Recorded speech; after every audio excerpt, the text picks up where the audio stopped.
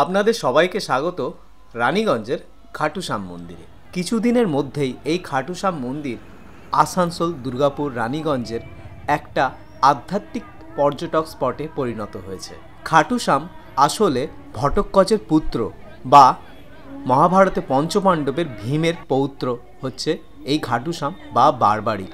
কুরুক্ষেত্রের যুদ্ধের সময় বারবারিককে কোনো একটা পক্ষ নেওয়ার কথা বলা হয়েছিল, কিন্তু বারবারিক কোনো পক্ষ নিতে রাজি হয়নি। তার মত ছিল যে দিক দুর্বল থাকবে সেই দিকের হয়েই সে যুদ্ধ করবে, অর্থাৎ কখনো সে কৌরবের দিকে, কখনো সে পাণ্ডবের দিকে। ভগবান শ্রীকৃষ্ণ বুঝতে পেরেছিলেন যে এরমভাবে যদি যুদ্ধ হয় তাহলে এই যুদ্ধে কেউই জয়ী হবে না, জয়ী একমাত্র শুধু বারবারিক।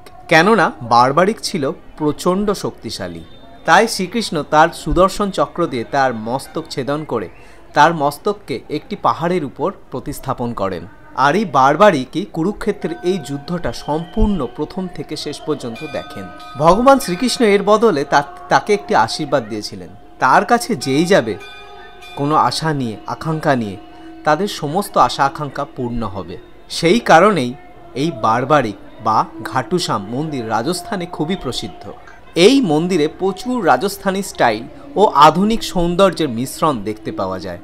আরও অন্যান্য এরম আধ্যাত্মিক সন্ধানের জন্য আমাদের সঙ্গে থাকুন।